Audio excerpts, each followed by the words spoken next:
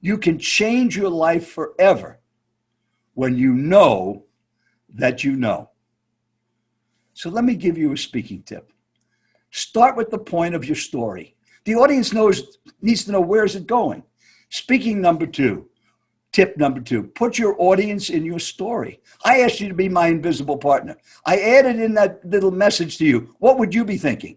What would you have done? Put your audience in your message. And speaking tip number three, use a date, time, and place. Because when I told you March 16th, 1981, American Airlines, Miami, Dallas, to Phoenix, seat 1A, that establishes your credibility. You need credible stories, and your stories can change your audience's life forever. You have been hearing and telling stories since you were a kid. They're a powerful tool when you use them in your marketing, in your sales, and in your speaking. How often, when you hear a speaker tell a story, have you thought to yourself, what does this have to do with me? Or what's this all about? Or where's the story going? That won't happen to you. That won't happen to you or to your stories when you use the 3 storytelling techniques Joel Weldon is going to share with you today. At our September meeting just 2 weeks ago that we did virtually, I asked Joel to share the story that one member of our Genius X, our 100K group, said changed his life forever. Joel told a very small part of that story, yet it was very helpful to many members. Today, you're going to hear the rest of the story. Joel's been using stories for over 46 years as a Hall of Fame professional speaker who's been paid to speak at over 3,000 events and personally coach well over 10,000 speakers. Plus, he's been our go-to speaker skills coach at Genius Network for the last 7 years. Joel has personally coached over 170 of our Genius Network members using his ultimate speaking system. Joe's also our oldest member, but also one of the most enthusiastic and high energy members. Those of you that know him personally know it's because of the story you will hear today that occurred almost 40 years ago. I saw the amount of energy and high level activity that Joel has at 79 years old. I mean, he's like, the guy's amazing. I spent 4 days with him on a houseboat at Lake Powell, and the guy can do shit that I cannot do. It's crazy, and I can't believe I just used profanity in an introduction to Joel Weldon. But yeah, Joel is amazing, and the title is "A Story Can Change Your Life Forever." Please help me welcome the always awesome and amazing Joel Weldon. Well, thank you, Joe, so much for that wonderful introduction. And what a great day to talk about stories, since we had so many with Mike Koenigs and Alinka, and then Kamal with what he just shared about love. So let me just share a screen with you. It'll just take a moment, and we will start with our theme, which is a story can change your life. And as Joe mentioned in the introduction, that's what Elko brought up at the last meeting just 2 weeks ago. And this is going to be that story. So you'll know the story. You're going to know how you can tell your stories even better. You're going to have 3 powerful speaking tools to help you. And hopefully you're going to be feeling inspired to break an unproductive habit. And then number 2, to feel even more excited about sharing your stories using these 3 tools. And hopefully you will want to have your own epiphany. And an epiphany is a moment of sudden revelation. And I'm sure at some time in your life, you have had that epiphany. So now, would you just think, since we've had so much discussion about your own life and your beliefs, is there a behavior that you'd like to eliminate? Are you drinking too much? Are you still smoking, even though we know that's not happening much anymore? Are you eating too much of the wrong things? Or do you just lack energy? Now, the question is, how long will it take you to eliminate some of these bad behaviors? My premise for our talk today is instantly. Once you have an epiphany. See, when you see it, when you believe it, when you know it. And 2 weeks ago, I gave you this example. You will never think that 2 + 2 is 5. Nobody could tempt you to think it's 5. You couldn't be coaxed or tricked because you know in your heart of hearts that 2 + 2 is 4. And because you know it, there is no willpower involved. You don't need self-discipline to know that 2 plus 2 is 4. You know, you know. And that's the premise, that massive personal improvement can be instant once you know the truth. And that was the story I shared years ago with Elko at the annual event on a Sunday on our special bonus day. And the proof of that premise is in this personal story. So now one of the keys to help you in your stories is give the point of the story before you tell it. So point number 1 of this story is an ordinary experience can become extraordinary. A story can drive home a point with greater impact, even though the audience already knows the fact or the concept. And number 3, someone else's story can change your life forever. So this story begins March 16th, 1981. And will you come as my invisible partner as we board an American Airlines flight in Miami, heading to Dallas, connecting on another flight to Phoenix. You and I are sitting in seat 1A, and 1B is occupied by a man that we don't even know. And as we get up to altitude, about 37,000 feet, the flight attendant brings the dinner, which in those days in 1981 was served on linen tablecloths with sharp knives. And just as that magnificent dinner is placed in front of me, I casually mention, turning a little bit to the side to my seatmate, boy, that smoke is terrible. Now, for some of you young members, you might not know that in 1981, smoking was allowed on planes. And it wasn't until February 25th, 1990, that smoking was eliminated on airplanes. So now the story. Hey, I hope you're enjoying this video, and I want to let you know that I have a new book that's come out, and if you'd like to get it absolutely free, there's a link below in the description, or you can wait till the end of this video, or you can simply go to joesfreebook.com and you can get a copy there. And let me stop sharing and look at you as I share this story. So there is this plate of food in front of me. I casually mentioned to this guy, boy, that smoke is bad. And then he says in these exact words and this tone, not as bad as that crap you're about to eat. Now, you and I are sitting there because you're my invisible partner, and you're thinking, what was that about? So I said to him, what do you mean? He said, do you really want to know? In that tone of voice. I said, well, yeah, what are you talking about? He said, you're eating crap. I said, well, it looks like a beautiful plate of food to me. He said, do you like rolls? I said, yeah, I love rolls. He picked up the roll, he held it in front of me, and he squeezed it. He said, it's made out of white flour. Rats don't even eat white flour. He threw it on the floor. He picks up the butter. He said, you like butter on your roll? There's no butter in here. It's chemicals. Threw it on the floor. Picked up the salad dressing. He said, you put salad dressing on your salad? I said, yeah, it's chemicals. Threw it on the floor. You're eating crap. And I said, who are you? He said, my name is Alvin Casuto. I'm just a guy. I'm 51 years old. I'm in great shape, and you're not. Now, I had just finished a meeting for IBM. I spoke for 2 hours, and I was exhausted. Now, I wasn't overweight. I weighed pretty much the same as I weigh today, almost 40 years later, but I was tired after speaking. He said, why do you look so tired? What do you do? I said, I'm a professional speaker. He said, how long did you speak? I said, 2 hours. He said, how do you get tired speaking for 2 hours? You know, the reason you're eating crap. And I said, well, all right, what else on the plate? He said, that steak, you can eat that. Oh, I love steak. He said, it's your mother's fault. Now he's bringing my mother into it. I said, well, what do you mean? He said, your mother wanted you to be big and strong, so she told you to eat meat. What's the biggest, strongest animal you know? And I told him my name was Joel Weldon. He said, Joel, what's the biggest, strongest animal you know? I said, I don't know, an elephant. He said, you ever seen an elephant eat a steak? I said, no. He said, it's crap. You don't need steak. Chicken, fish, vegetables, fruit. Healthy things, that's what you need. And I see a Pepsi on your table. Do you drink Pepsi? I said, I drink Pepsi all day. And how about that piece of chocolate cake? Oh, I said, I love chocolate cake. He said, you're eating crap. Put your hand on my stomach. Now, if you were sitting in the seat, what would you be thinking? I said, what are you doing? He said, just put your hand on my stomach. So I kind of reached over. It was like a steel plate. He said, I'm in magnificent physical shape. I know I'm older than you. And I'm going to be playing tennis with 20-year-olds and running them off the court for 2 weeks.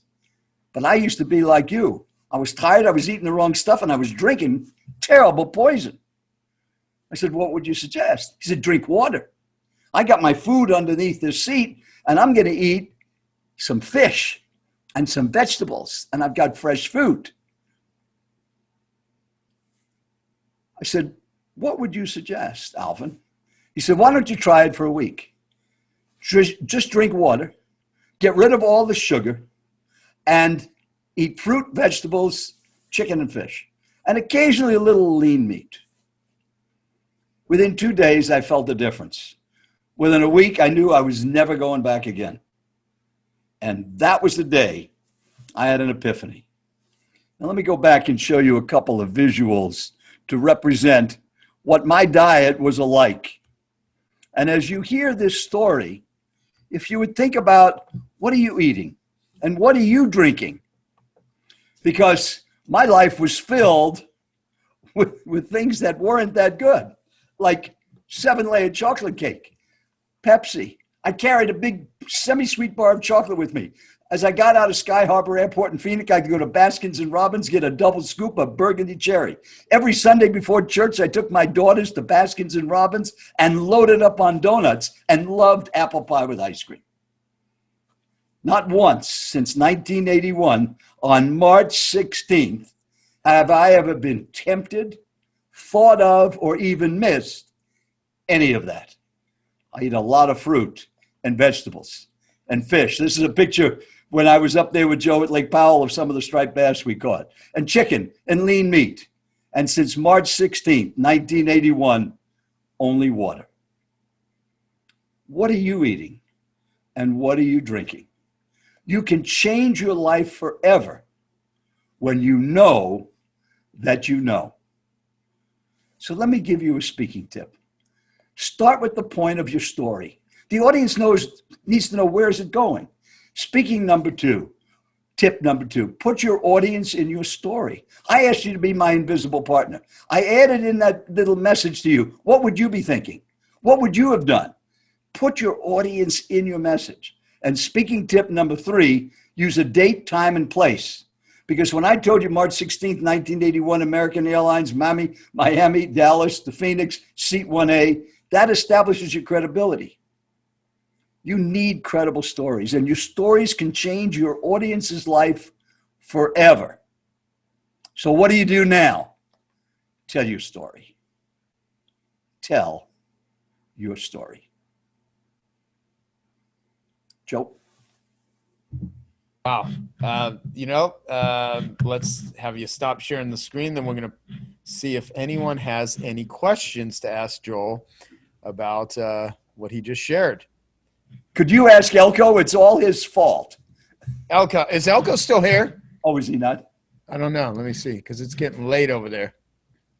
Let me check. Let me see if Elko is here with us. If you're there with us, Elko, say something. And I don't think he is. Yeah, okay. I think it's now past his bedtime. I want to know what Howard Getson was eating while Joel was telling that story. Okay, we couldn't hear you, Jim. So Jim asked, what was Howard Getson eating while Joel was telling that story? Howard, you want to unmute yourself? Wait, what's he holding up? A beef stick. Depends. I'm not going to get into this.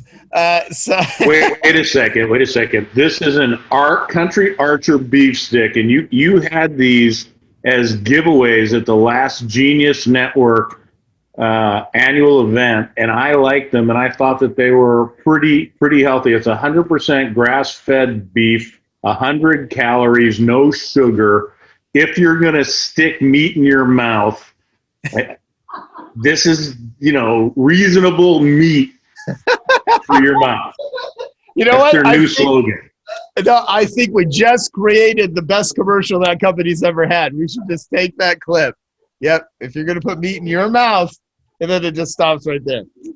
So no, thank you. And by the way, what he just, I cannot fault Howard. That is a better choice considering he's snacking. Well, But here's the other thing I'm putting in me at this time.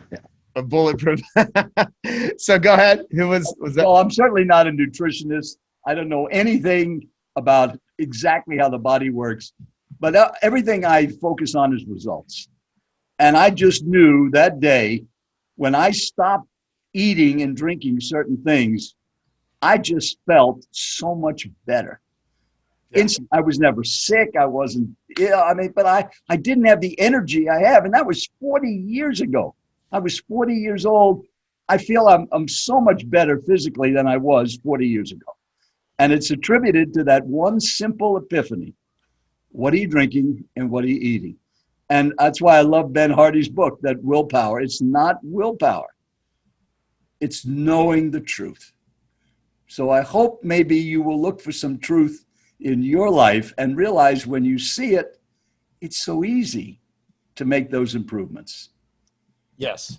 And by the way, when I went on the boat with Joel Weldon and his houseboat in Lake Powell, I got to actually see a byproduct of a person who has consistently added exercise and time off and just everything he's doing to his life. So, I mean, he lives what he preaches. And yeah, I mean, there wasn't like, I couldn't find any cocaine or pot or anything on the boat. I mean, it's pretty much void of that. And yeah, I mean, so Joel, this has become kind of a, just a way of living for you. And that's we ultimately decide is, what are you putting in your body? I mean, I'm waiting for someone to write a book on not what to eat, because there's so many diet books on what to eat. It's how to eat, and so people, I think the estimate right now is like 10% of, I don't know what it's been like during the pandemic, but 10% of Americans eat meals in their car, right? So in this rushed state, standing up, in between not chewing, I mean, there's so many things that go into nourishing your body, but the first part is don't put poison into your body. And all forms of sodas and many fruit juices and stuff and coffees and stuff, depending on what's put in them, is, it's liquid Satan. And I mean, you're just not putting good shit into your body. So anyone have a question for Joel on any of this? Go ahead, Tim. Yeah, so Joel, you are the world's premier speaker trainer. So I love how you say start with the point of the story. You've said that for years, and that's really helpful. The audience needs to know where you're going. The second and third that you presented today, I don't know that I've heard you share before. Put audience in your story. Maybe you have, but my question is that new? Is that something you've discovered? Is that something you've always done, as well as the specifics with the date, time, and place? Yes, it's always been part of my speaking repertoire, is putting the audience in, and the audience's name is you. And not that you want to give away a story when you give the point, but Kamal, if we had just, I'm going to tell you a story, and the point of this story is that no matter how difficult your present situation is, love could be the answer. Okay, now I don't know exactly what would come next, but that's what I call the point. Then putting the audience in. So he talked about many of the things, and it was such a wonderful, heartfelt message that he shared. But notice if he had just added in, so if you were in that situation, what would you have done? Let me share what I did. Yeah. Or how would you have felt if you had built this company, you had suddenly made all of this money, and now suddenly you're penniless? What would be going through your mind? That's exactly where I was. And maybe what I did could help you, not that when you lose your business or are penniless or homeless, but in that challenge that you might have. That's what I call putting your audience in the story. And then the use of the date, time, and place. So many times, Tim, we hear people say, now this is a true story. Oh, so in other words, all the other stories we heard were lies. Now this one is true. It's just like saying, let me be honest with you for a minute. Oh, you've been lying up till now? Now the truth is coming out? So rather than saying this is a true story, by framing it with a time, place, and Alvin Cassuto's name. And by the way, on the anniversary of that day on that plane, every year I wrote him a thank you note telling him I'm on the program And thanks so much. And that went on for about 15 years. And then they came back, and I don't know what happened to them. So I've never seen them again. Yeah. So thank you for asking that question, Tim. Okay, I hope you found that video awesome and useful. So if you want to get a free copy of my book, I want you to click here. And if you want to watch some more videos that'll be useful and awesome, click here. Go ahead. You're over here. Do it now. Come on. Thank you. Watch them.